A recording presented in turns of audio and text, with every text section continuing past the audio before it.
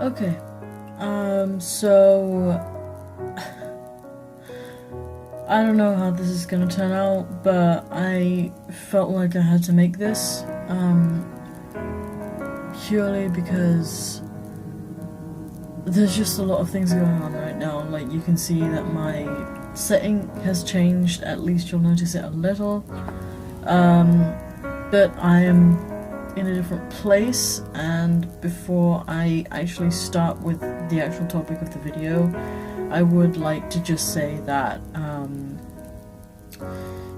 this one's gonna be a downer, and if you're not,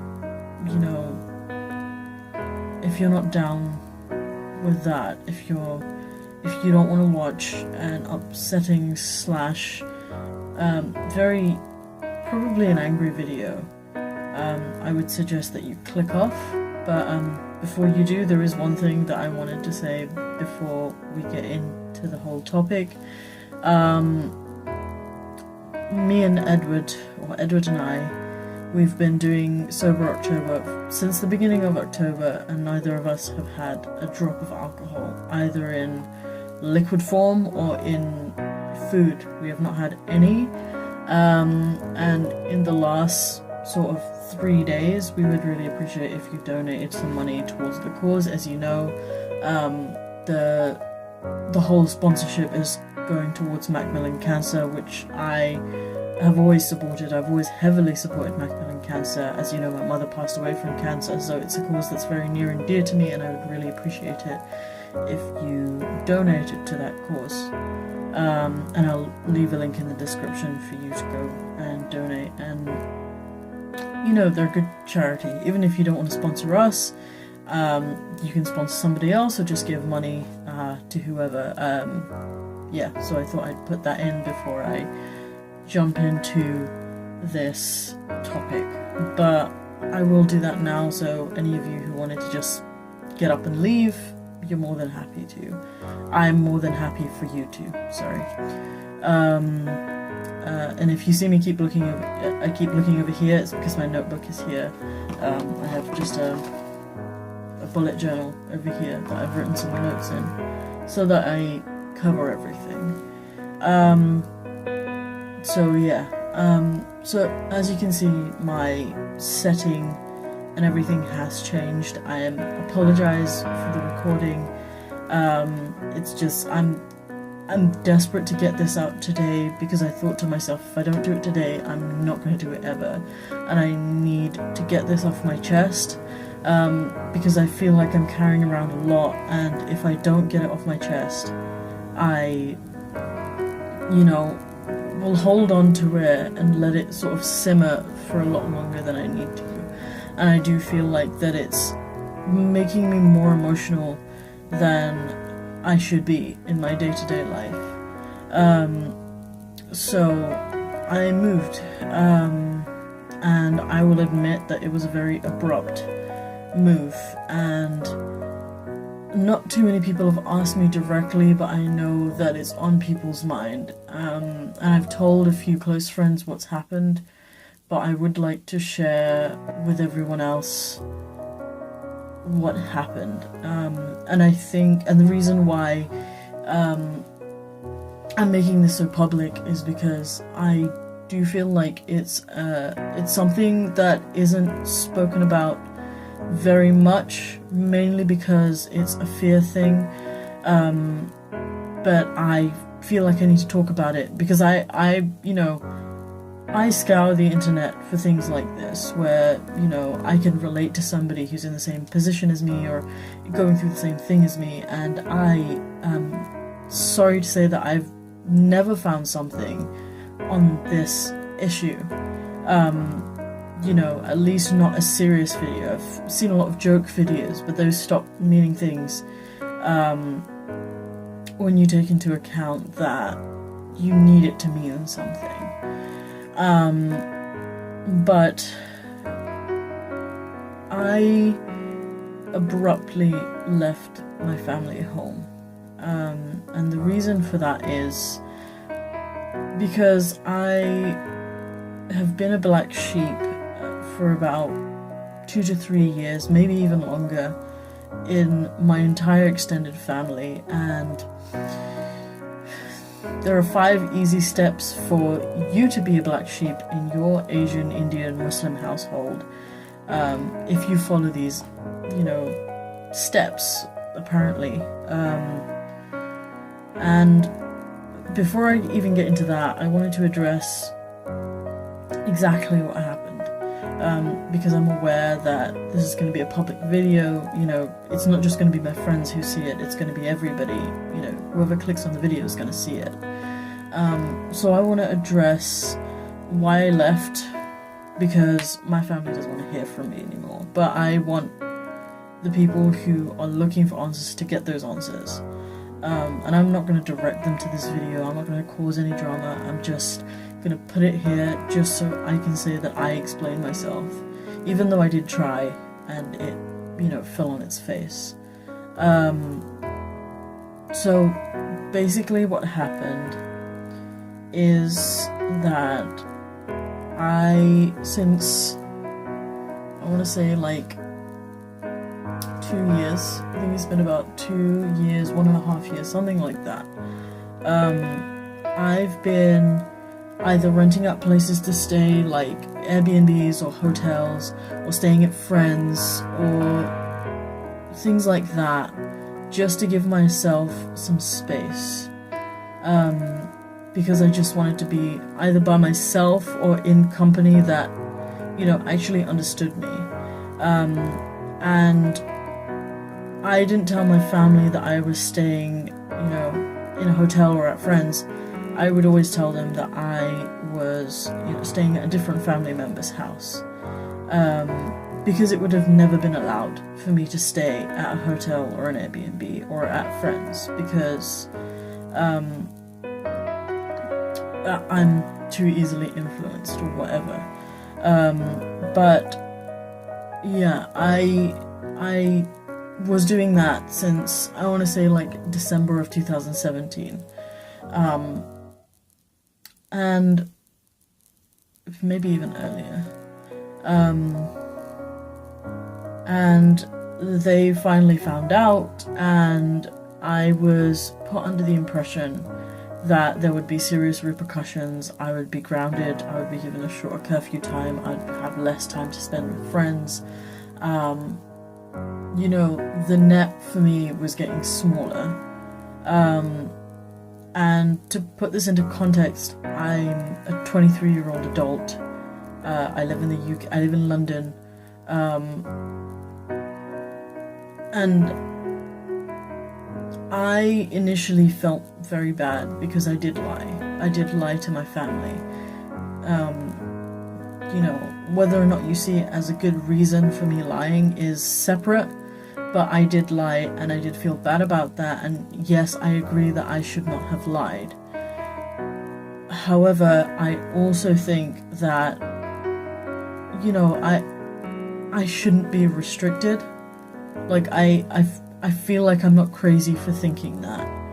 And I wanted to stop being restricted. And I thought to myself, well, if I want to stop being restricted, I need to get out of that entire situation. So that's what I did. And by moving into this place, and it's caused a lot of drama. To me, it's unnecessary drama, because I feel like this is what a lot of people in their early 20s, mid-20s, late 20s do. They just move out. But it's a lot bigger when you put it in the context of my family, who is a Bengali Muslim family.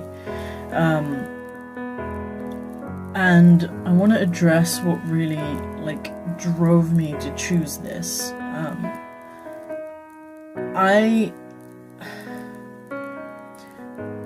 I wouldn't consider myself a person who has, a perfect memory, but what I've always considered a blessing and a curse is that I have an eidetic memory to what people tell me. Like, anything that you say to me, I will remember it. Whether it's good, whether it's bad, whether it's a joke.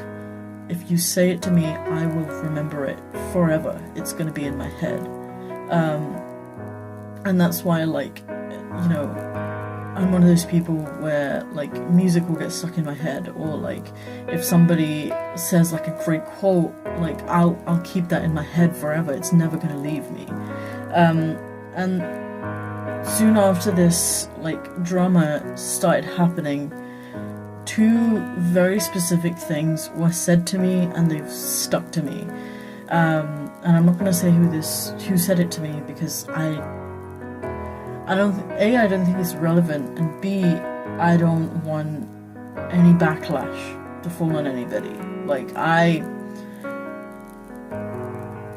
for once in my life, like, I feel like I can say things without getting anything back. Like, I can say things without somebody looking at me like I have spit in their face.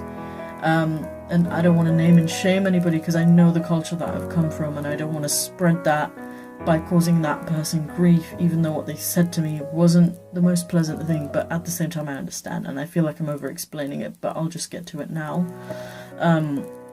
The first thing that was said to me is that I'm a user, and that, you know, they had been warned that I was a user, and now that has been proven because I lied about where I was spending my money, or, you know, choosing to stay. And like, I feel like that just really hit me, where I was like, oh, well, if you think that, then this is no longer gonna work out, because I thought that I was staying with you because you had a genuine concern for me, a genuine, you know, love for me.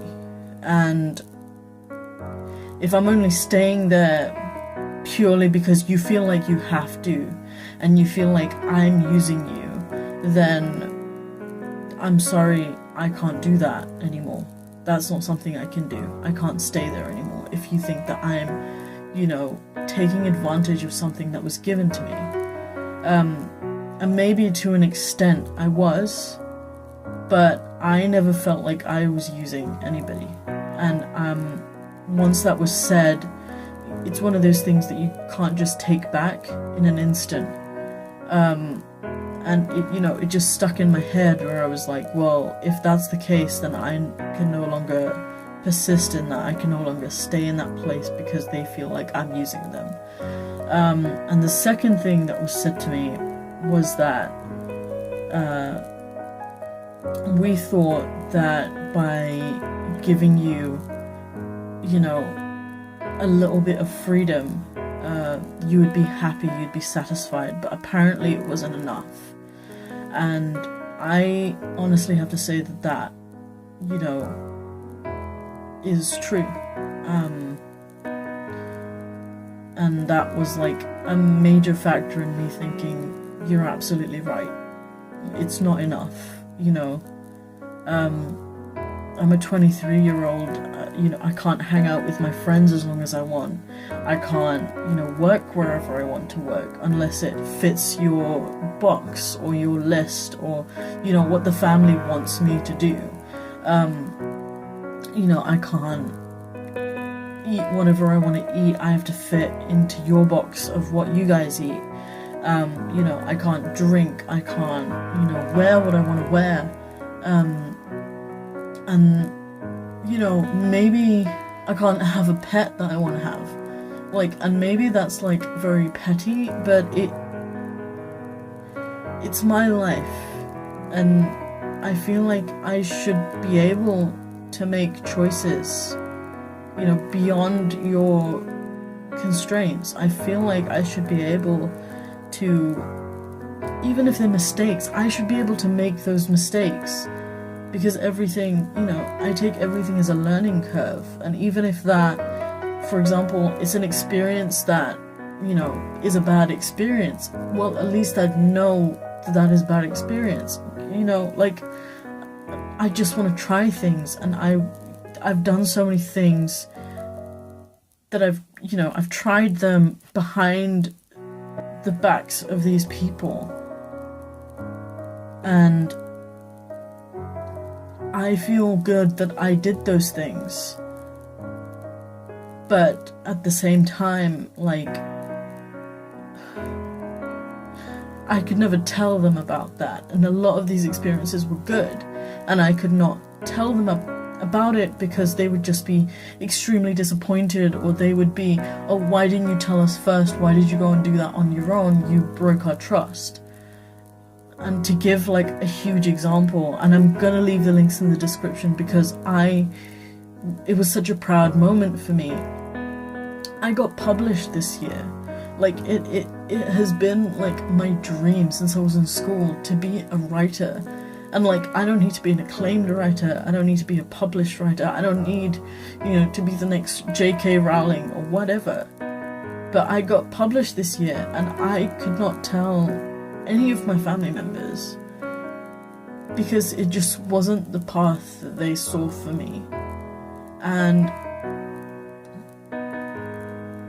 it's alarming because so many people push me to go and do that.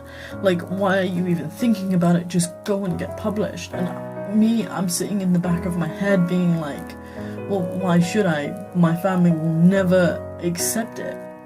And, like,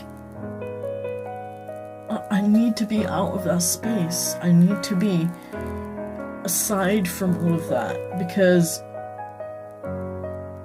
I can't. And this is the thing, they're an entity that you really can't please, whichever way you go, because you did not follow their strict guidelines, so you can no longer make them proud. You're always going to be the black sheep. And that sort of brings me on to my next point of what it actually takes to become a black sheep. Like, how did I get here? And you can follow these 5 easy steps and be in my place with me, but like, there's no way I can be the only one that's like in this position where I did something that I still think is the right thing to do in the situations that I've been in, but somehow I'm still the bad guy. And like, I'm not talking about the situation that I just described, I'm talking about a lot of different situations. But let me tell you how it all started, and like the other little things that sort of add on top of it. And then I'll conclude, I guess. Like, I've written like a little itinerary for myself. But the first thing that sort of put me in a dark spot was that I reported my dad for being physically abusive. He was incarcerated for 24 hours. And I think if my family members saw this, they would all be like, how dare you air our dirty laundry? But you know what? I've been so damaged by that experience and how I've been treated after that experience that I don't even feel bad about airing this. My father was physically, mentally, psychologically abusive on every level. I still to this day think that the last time that he beat me, he could have killed me.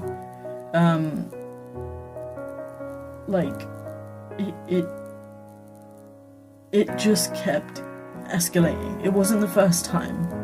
And it just kept escalating, and I reported him. And give me a second. So I reported him, and some of my family members were like, we think you did the right thing, but the majority, like 95% of my family was like, how dare you, how could you do this, our parents did this to us, we never said anything, you shouldn't have done this was horrible, you knew he had problems, like, you should have understood, you should have, like, and it was always treated like I don't know, I think that a lot of people from like the Western world and from places where things like this don't happen, or families where things like this don't happen. I think it's difficult for you to understand, like, from my perspective and from the perspective of, I'm sure, many Indian girls from Hindu backgrounds, from Muslim backgrounds, from other races probably. In the eyes of the family, a male counterpart or like a male family member can do no wrong. Like, his, like, not just mental abuse, but like physical damaging, like, abuse. Like, my brother used to get beaten all the time. Like, it's been going on since, like, I was like 11, 12 years old, and like most of my family was aware of it, but they never did anything about it. And he's fine, like, that's fine. We will, stand that because he's a guy, and he's, our brother or our son or whatever. Like, we have no right to do that. Whereas, like, me, for reporting him, I've gotten all this, like, backlash, and, like, I've had really horrible things said to me because of it, and I've just been in a black light since I did that, and I know it was the right thing to do. I know that, but you would think, from the way that they talk about it, that everything that I did was, everything that happened to me, was completely deserved because of how I am now. And it's just not okay. Like, it's not okay. I don't understand how, like, addressing my family, I don't understand how you can sleep at night having thought those thoughts and having said those things to me. Like, I don't get it. Like, I don't get how you can say that, I deserved it because, apparently I was out of control, so I deserved it. I'm sorry, but nobody deserves violence for what they say, and, something that they do that doesn't hurt other people. Nobody deserves violence. In my opinion, nobody deserves violence. Violence is something that is animalistic and is, it's beneath intelligent creatures. And it's bizarre to me that you can go around thinking these things and be okay with yourself. Like, it's despicable, it's disgusting. The second thing is that I quite openly, well, not even completely openly, but partially denounce my religion. I stopped dressing like they did. I stopped saying the prayers that they did. I cut my hair. And that just seemed, well, that's a different point actually, but I denounced Islam. I had second thoughts about it since I was like 18, but I fully denounced it after I left my dad's house, because there was no way that I could keep believing that while I was there. There was no way I could denounce it while I was at my dad's house, because my dad was, super, super religious and pious, and he was known for that. He was devoted, he prayed 5 times a day, and he beat his kids behind closed doors. He never turned the heating on, and he let food rot in the fridge and we had to eat it. But, he was super, super religious, and after I denounced my religion, I, fell in an even darker spotlight. Third step, I started looking different. So I cut my hair, I dyed it all kinds of different colours. I started dressing differently. I didn't really want to wear the headscarf anymore at work, and, out with my friends, I wouldn't wear it. I would only really wear it around my family to shut them up.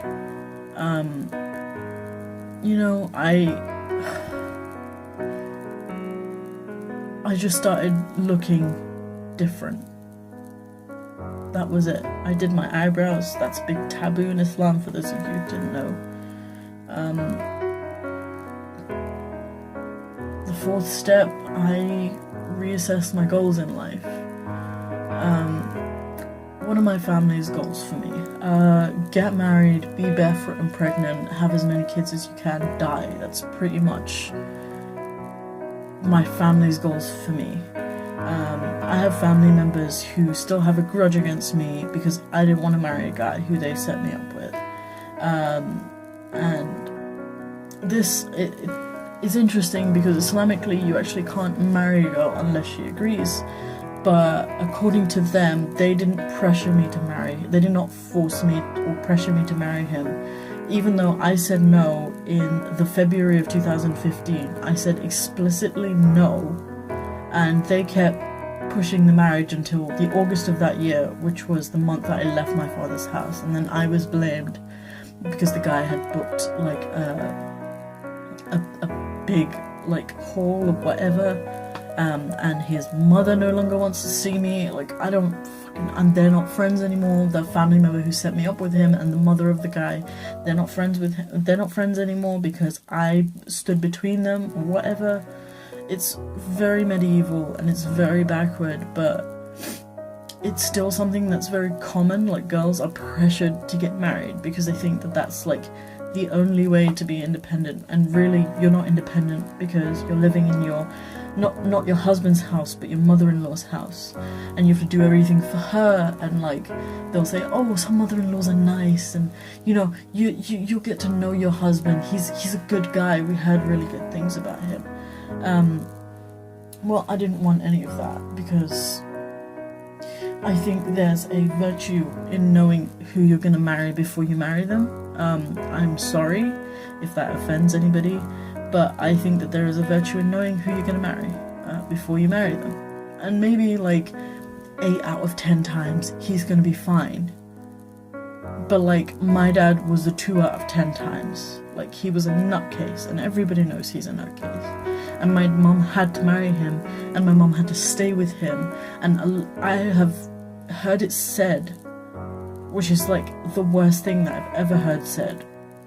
And I'm not going to name and shame this person, but they deserve to be named and shamed, in my opinion, that it was all my mother's fault that my dad, you know, took it this far. Because if she had divorced him, we would have all been safe. But in my culture, you don't get divorced. It's you're seen again as a black sheep if you get divorced from someone, regardless of the reason. If you're divorced, you're immediately a bad person. Like, that's just the way of things in our culture. And I just wanted a whole reassessment. Like, I wanted to explore who I was. Like, you know, ever since like taking up this sort of agnostic atheist kind of ideal, we only have, you know, a few 80 years max, probably, to live our lives and experience everything we can. And I'm not gonna spend, you know, a majority of that time married to someone that I didn't want to marry, having kids that I didn't want to have, and living a life that I didn't want to live. Like, it's so blatantly obvious that the people who chose that path, 9 times out of 10, are not happy. None of you in my family who are married and with kids, I have never seen you happy. Like, I have never seen you laugh with like a pure happiness. Everything is always like brittled to something else. Everything is so dependent on you getting gossip from someone else and all these like negative and malicious things. And like, the only way that I can explain it is that you have like this hole in your life that you cannot fill with your own like dreams and endeavors and pursuits. You can only fill it with making other people miserable because you get a kick out of it. Like, it is literally the only explanation that I can make for it. And it's pathetic, and I don't want to follow in your footsteps. I don't want to be you. I don't want to live the way you've lived. Because the way that you have treated me and the way that you talk about people that I know, like, behind their backs, the way you talk about them and the way you smile in their face the next day, like, it is horrendous, it is disgusting, and I hate that culture and I want nothing to do with it. I want nothing to do with it. The way that you have spoken about me to my face and the way that I've been told, you know, of what people have said about me, like, why would I want to be part of that? Why? And that is actually the last thing that I wanted to talk about. The reason that I have continued to be a black sheep in my family is because I disassociated with a lot of my family. I disassociated with people who pretend to be righteous, who are self-righteous, and who are arrogant, and, you know, have this idea that they're better than everybody else because they have something that those people don't have. They have their religion, or they have their piety, or they have their, you know, they have their morals, so-called. And they'll continuously preach to other people about how terrible they are, but at the same time doing these awful things to me. Like, they openly and blatantly hate me.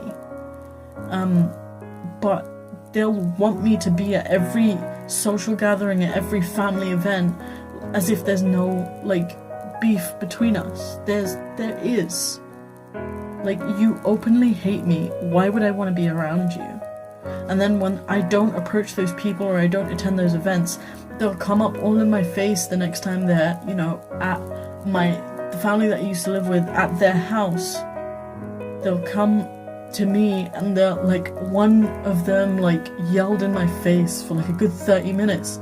And at the time, like, I completely clammed up. I didn't say anything, I just stood there crying. And she kept going. Why would I want to associate with you? And I remember one of the things she said was that, oh, you can't cut off from your bloodline. I'm sorry, but if you think that me disassociating with my dad because he's an abusive, you know, psycho, he's an abusive psycho. If you think that that's me cutting off from him because I don't want to see him anymore, I don't understand what you think you're doing to me. Like, I don't understand why you think that you talking to me the way that you're talking to me is, like, good in your book.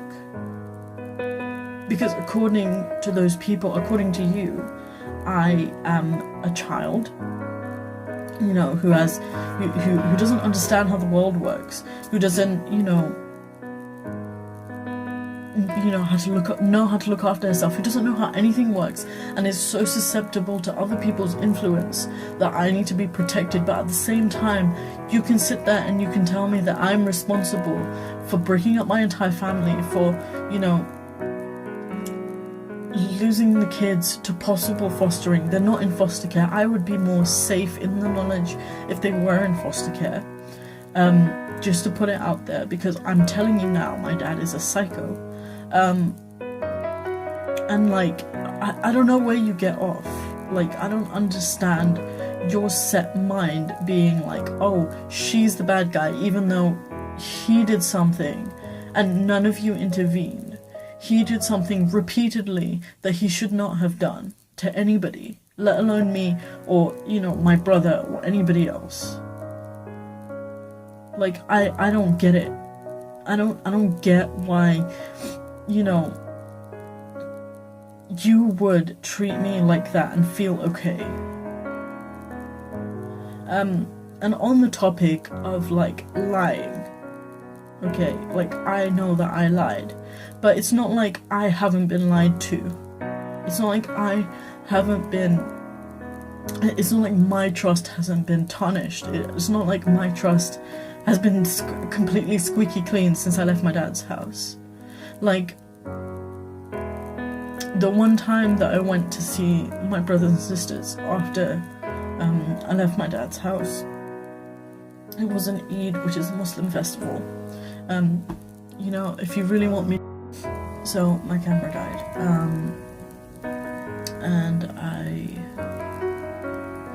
wanted to complete this before I put everything away. So the one time I got to see my siblings after I left my dad's house, it was on Eid, and you can look that up, it's a Muslim festival, and I was told two things about that event. I was told that A, my dad would not be there, and I made sure of this multiple times. I got people to call in, I got, my grandma, I got people to call in. I was willing to see my siblings and be around people that I didn't like as long as I got to see them. But I didn't want my dad there, so I was told that my dad wasn't going to be there. Second thing was that I wasn't going to be lectured. And lo and behold, neither of those things came to pass. My dad was there, and I was actually pushed to go and hug him. And I know that I will never forget that event for as long as I live. I don't care what anybody says. I am gonna remember that for the rest of my life.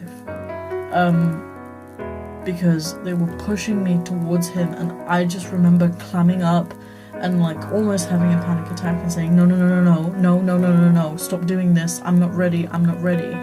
And the lecturing part, I was lectured off the bat from that.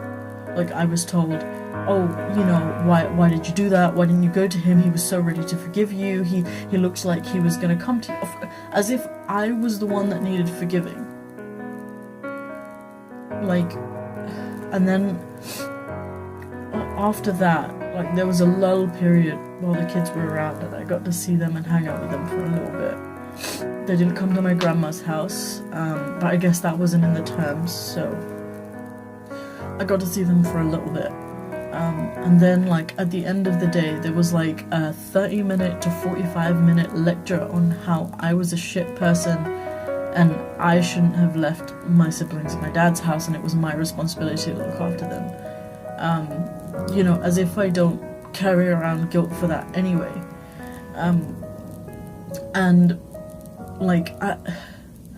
What did you expect from me? You expect me to be honest and loyal to people who just blatantly lie to your face and put you in situations that you don't want to be in.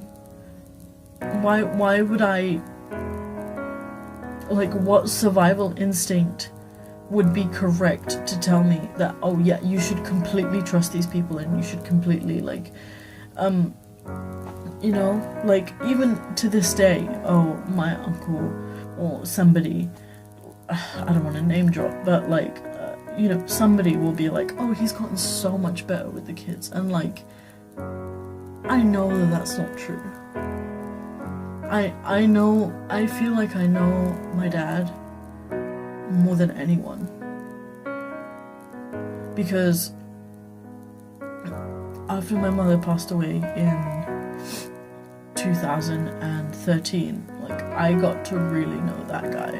And I would say that I know him now, now how he is, better than his own mother does. I know that man is not capable of change, and I refuse to believe that he has. Refuse. Completely. Because that man is so devoid of, any emotions. And he controls everybody around him, and he has arguments with everybody around him, and then he'll lull them all into this mentality of security. And it's he's so easy to forgive for them, and they don't understand that I don't want to forgive him, because I don't think he deserves forgiveness. Honestly, truly, from the bottom of my heart till the day I die, that man does not deserve forgiveness. But me, I am the bad guy in this situation because of those 5 things that I listed.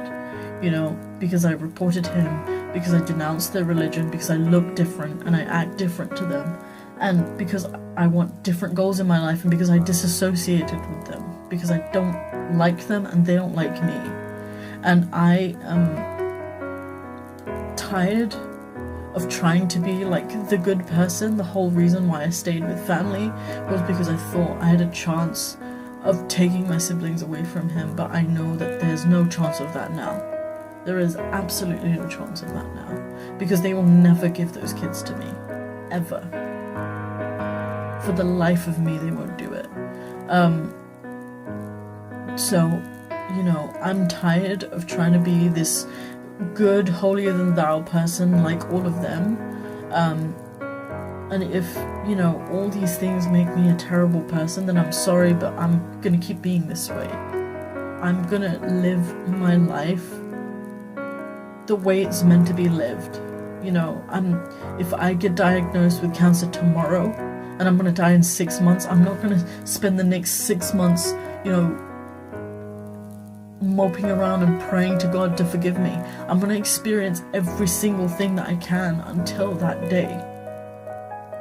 I don't believe in your stupid ideals of what life should be, because it's stupid.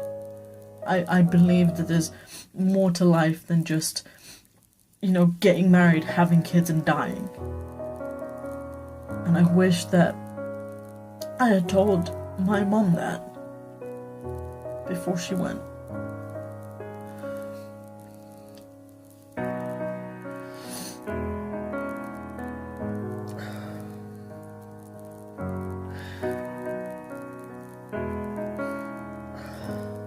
I'm not gonna sacrifice myself to fit your box. And a few weeks before I left my family, I was watching something, and the guy, you know, the guy who was running the show, he said something like, you'd be more happy in a cardboard box under a bridge than be in a mansion with all these riches and live in fear without your freedoms and abused. Like, and I agree. Like, maybe this was the worst decision that I could have possibly made. Maybe this was the worst possible thing that I could have done to myself. But you know what? Even if I do end up in a box under a bridge somewhere, even if I die tomorrow, I won't regret this decision. I won't regret the decision to go out on my own and just live outside this weird, like, this weird dictatorship that you've all put yourself into and for some reason follow. And I hope this reaches people who are in the same situation, and I hope this encourages them to just, like, really think about where they are. Maybe not, like, encourage them to leave if it's unsafe for them, but just, like, think about where they are and what they value. That's all. Like, that's all I want from this. And I'm so, like, happy for this to be off my chest, because it's been bugging me since the day I left, which was on the 15th. So it's been like half a month.